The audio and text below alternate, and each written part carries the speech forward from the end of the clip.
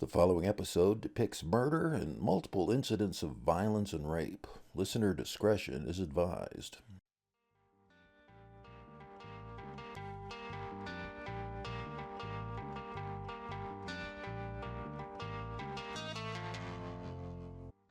It's Saturday night, April 13th, 1968. Nearly 6 months since the frozen body of 21-year-old Sarah Cox was discovered in a ditch off Granite Street. Sarah had been strangled to death. No arrest had been made in the case, and police are continuing their investigation. A call is placed to the Worcester Police Department around 11 p.m. It's Albert Morrissette of Blackstone. He's calling to report his 17-year-old daughter, Phyllis Ann Morrissette, is missing. He never returned home after visiting a friend in Boston.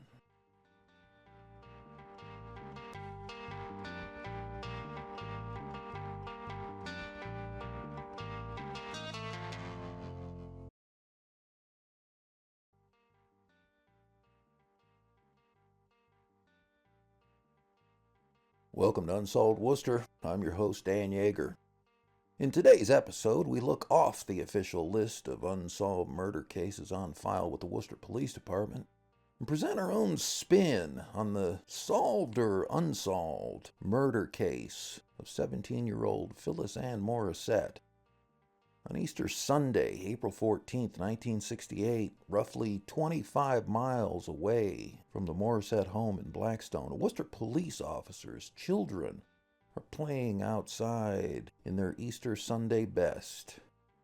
The two girls head down toward Geese Pond, about 500 feet south of the former Providence Street Junior High building, and a little over a mile away from where Sarah Cox's body was discovered in early December 1967. The school is now Vernon Hill Elementary School. The pond no longer exists. In its place is a city-run soccer field and park area. When the girls got to the shore of Geese Pond, it's likely they screamed and turned and ran all the way back home to get their father, a Worcester patrolman. The girls had found Phyllis Ann, face down, floating in the trash-filled pond's shallow water. Phyllis Ann was fully clothed, wearing a yellow sweater and brown pants, but her shoes were off. There was no jewelry or identification on her body. One of her nylon stockings was wrapped around her neck. The autopsy conducted on Easter Sunday would show Phyllis had been strangled to death, and she had been raped. Tragedy had once again struck Worcester. The life of another young woman ripped away.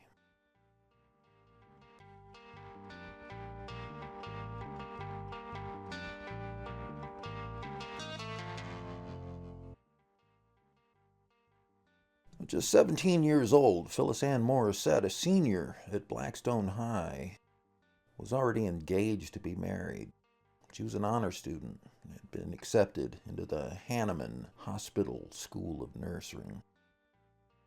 The day before Easter 1968, Phyllis Ann left work at Town Chef Restaurant in Blackstone an hour early and traveled to Boston to see her fiancé, Joseph Bosowski, a Marine PFC, leaving for a second tour of duty in Vietnam. Bosowski, his friend William Hickey, and Phyllis used Hickey's mother's 1954 Buick to get them to Logan Airport. While the young trio didn't know at the time, what happened next would be the first shoe to drop on this fateful night. Bosowski missed his flight by 5 minutes. He would have to book another flight to California the next day on Easter Sunday.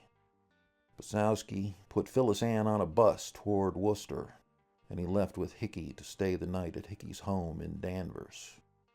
The bus left at 6:45 p.m., putting Phyllis on schedule to arrive in Worcester by 8 p.m. When she reached the city, she would have to hop on a bus toward Providence. Phyllis Ann made plans to call her parents when the bus between Worcester and Providence stopped in Milford or Uxbridge to have them pick her up. But she never called. When Bosowski called the Morrissette home later that night to make sure Phyllis Ann made it home okay, her father told Bosowski she never came home. It was nearly 1 a.m. when Albert Morrissette called police to report Phyllis Ann missing, and Bosowski made plans to return to Blackstone right away. Hickey and Bosowski borrowed Hickey's mother's car again to make their way back to Worcester, but the vehicle failed them. Around 2 a.m. on Sunday morning, the car broke down on Route 128. Bosowski and Hickey had to walk back to the Hickey home in Danvers. Bosowski wouldn't return to Worcester until Sunday afternoon.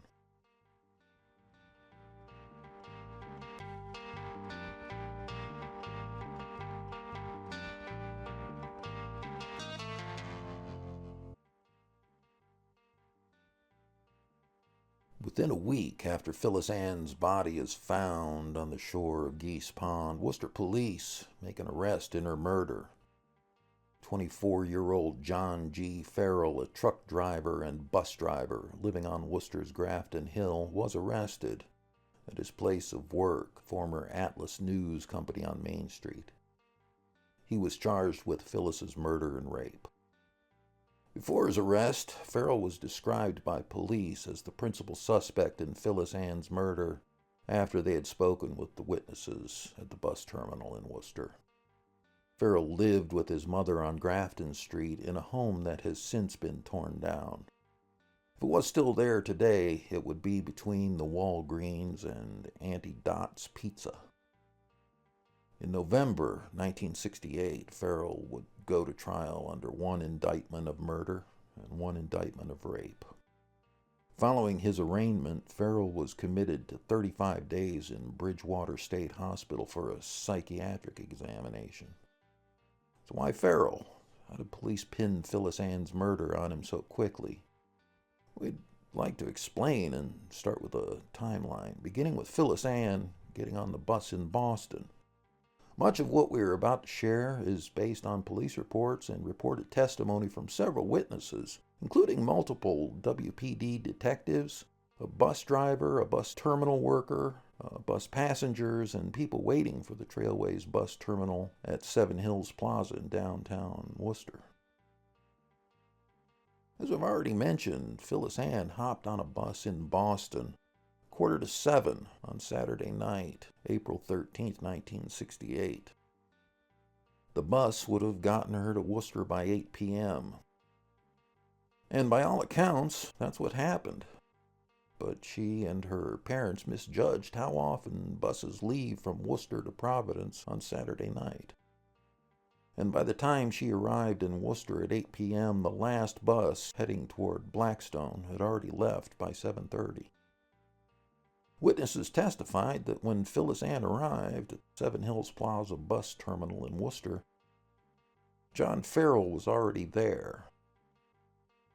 One of the ticket agents said Farrell had been going to the bus terminal for about 3 years now, and he would often sit and talk with bus terminal employees. Phyllis Ann got off the bus and went to the ticket counter to ask an agent when the next bus leaves for Providence. When she was informed the last bus had already left the station, Phyllis Ann panicked. The ticket agent told Phyllis Ann to call her parents. Farrell, eavesdropping on the conversation, offered Phyllis Ann a ride home. The second ticket agent testified that Phyllis Ann had said she needed to get back to Blackstone. Both witnesses said they saw Phyllis Ann leave with Farrell.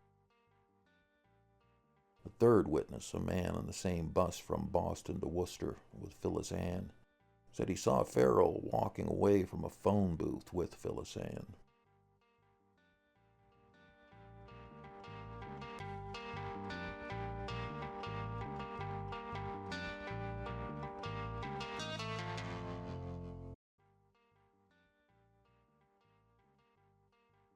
Farrell's trial in the murder and rape of 17-year-old Phyllis Ann Morrissette started in the fall of 1968. A long list of witnesses came forward to testify, including several Worcester police officers and detectives, a bus driver, the state pathologist, a pair of Wyman Gordon employees, and a bartender from Uncle Charlie's Tavern on Grafton Street, a bar at the ground floor of the three-decker apartment Farrell lived in with his mother. According to testimony from a Worcester detective, on the night of Farrell's arrest, he told police he did meet Phyllis Ann at the Trailways, but only gave her directions to the Greyhound bus terminal, and that he got on a bus in front of the former Paris Cinema to head back home. However, the bus driver operating the bus that would have picked Farrell up on Franklin Street in front of the Paris Cinema testified that Farrell was never on the bus. He said the only person that got on the bus that night was a Telegram and Gazette security guard. Farrell also told police he was drinking at Uncle Charlie's on April 13, 1968, before heading to the Trailways bus terminal.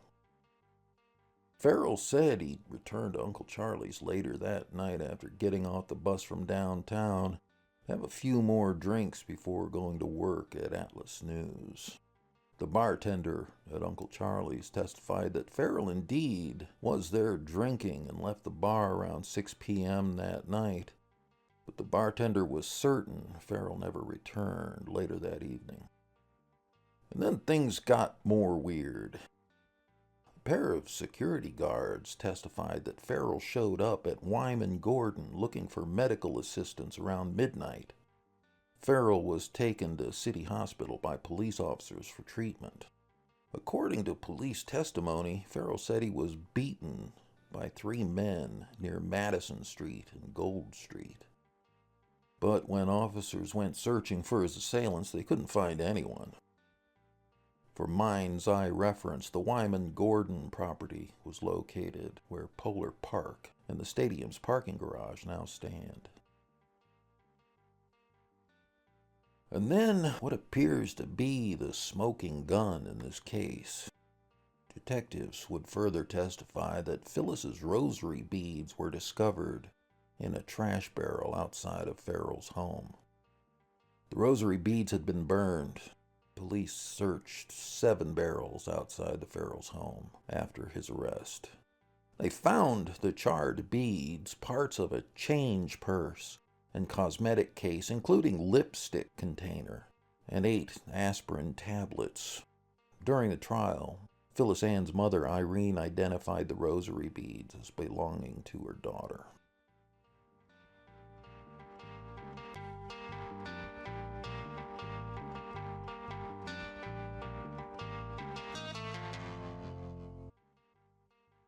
Let's go back to that question we asked earlier. Why were police interested in John Farrell? Unfortunately, we have to answer that after we tell you the outcome of the murder trial.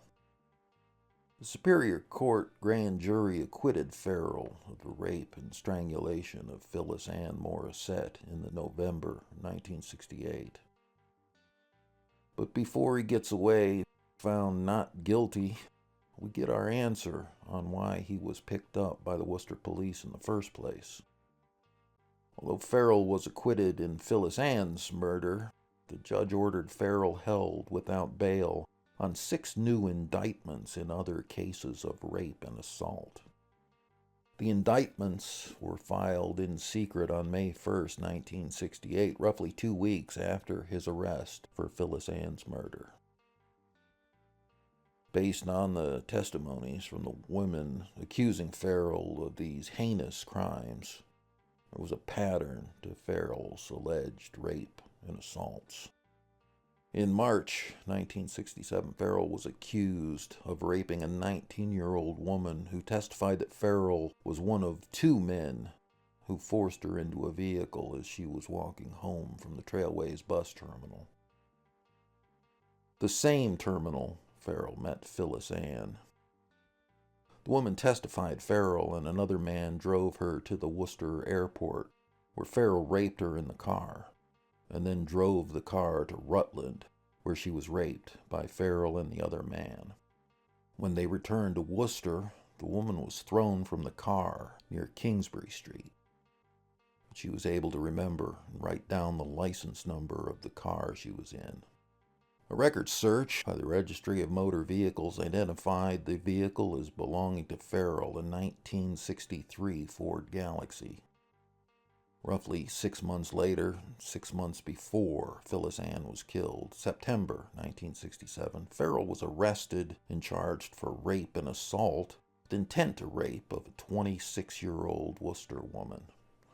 The victim testified Farrell had followed her home from the Shrewsbury Motor Inn lounge and forced his way into her Ford Mustang, drove the vehicle to Green Hill Park, and forced her out of the car, dragged her to a grassy area, and raped her. Less than 2 months later, November 1967, Farrell is also charged with the rape and assault of a 26-year-old woman in her apartment on Pleasant Street. This time, the victim said Farrell showed up at her home late at night knocking on her door saying, "It's your friend, the bus driver." Upon entering the home, Farrell allegedly attacked and raped the woman.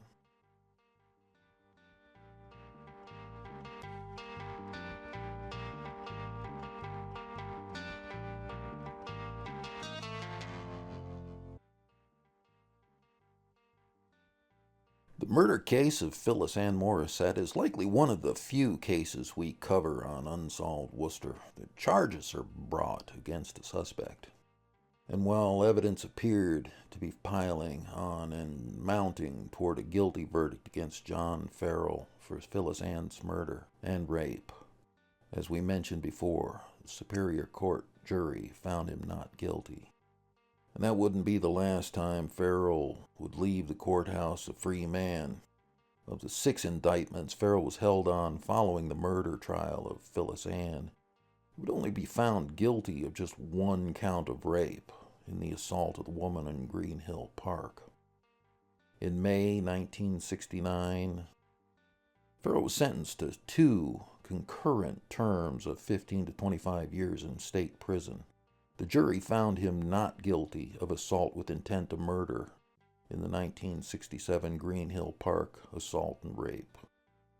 A jury would acquit him of the multiple rape and assault charges, including the accused rapes in a car in March 1967 at the Worcester Airport and in Rutland, and the rape of an insurance company employee in her Pleasant Street apartment in November 1967. A mistrial was also declared in a 4th trial on charges of rape and a morals offense from March 25, 1967, after the judge found out a juror's brother was testifying as a defense witness. By 1983, Farrell had been granted parole, but in October of that year, he was arrested again, this time for breaking into a Southborough home of a woman he was dating. He had met her while he was working as a bus driver while he was on parole. The woman had stopped the relationship after learning Farrell was married. Farrell was returned to prison to resume his concurrent sentences of 15 to 25 years in state prison. John G. Farrell died in early 2022.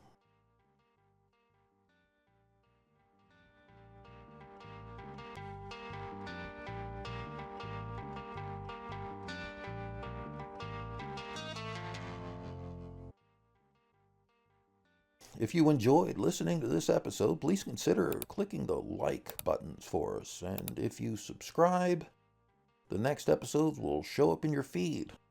Click the bell to the right and you'll get a notification of when the next episode is ready. Have any thoughts you'd like to share? Please leave them in the comments below. We do read them all and respond to as many as we can. Thank you for listening. I'm Dan Yeager. Anyone with information about the murder of Phyllis Ann Morrissette are asked to contact the Worcester Police Detective Bureau at 508-799-8651 or send an anonymous text message to 274-637. Write TIP WPD and your message, or send an anonymous web-based message at worcesterma.gov/police. Come back after the holidays when Unsolved Worcester Season 2 continues on Tuesday, January 3rd, in the unsolved murder of bar owner John Zoromsky in 1967. Be sure to visit Unsolved Worcester on Facebook, Twitter, and Instagram at Unsolved Worcester. Listen to all episodes for free at unsolvedworcester.com and podcast streaming platforms including Spotify, iTunes, and more. Special thanks to Worcester Public Library, the Worcester Police Department, the City of Worcester, Ron Scott at New England Sky Picks, and our sponsors for making this possible. The Unsolved Worcester podcast music is provided by Tom Lebelzik of the Worcester Jazz Collective. This episode of Unsolved Worcester is written and produced by Pat Sargent. Drone footage provided by New England Sky Picks. Videography and editing by Colin Turner. Victim images are courtesy of the Worcester Police Department. Sponsorship information announcer Chandler Walsh. Be sure to check out the video for this episode with your exclusive aerial views and more on Unsolved Worcester YouTube page. And don't forget to hit that subscribe button. Don't miss another episode. Click the notification button to get alerts when new episodes of Unsolved Worcester drop.